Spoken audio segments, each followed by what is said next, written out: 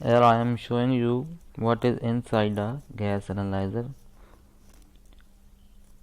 This is the sampling pipe into the measuring cell, and the other is reference cell. Here are two cells. One is for the measurement of gas and the other have the reference gas.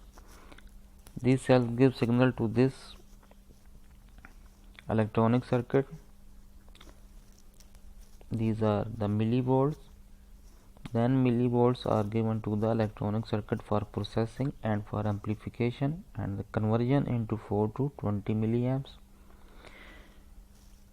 So I am showing you the infrared gas analyzer internal circuitry. As you can see, different circuits inside it. One is the power supply circuit and the other is the amplification circuit and the conversion into 4 to 20 milliamps. This is the sampling lines and this is its display. This is the Fuji gas analyzer. It also shows the display and it gives a 4 to 20 milliamps. I have removed its LCD. Its LCD was faulty, so now I want to replace its LCD, and I am showing you what is the flow of gas and what is the function of the different circuits in this analyzer. This is the power button to make power on. These are the buttons for to communicate with this module. So this is the inside circuitry of Fuji gas analyzer. It has different cards. One is for the power supply card. This is power supply card, and this supply is going to the LCD, and these signals are also connected with the LCD.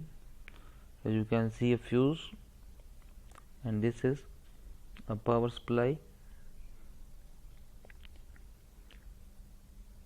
This is the chopper motor.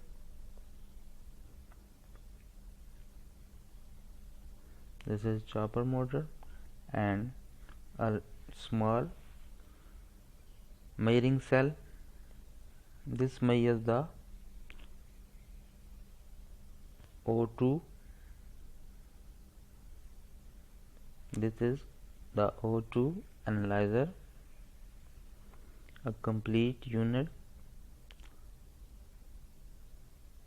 Give the sample gas into the measuring cell.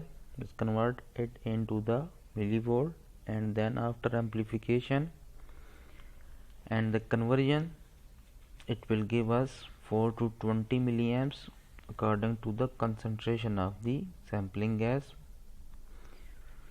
So this is what we found inside gas analyzer module.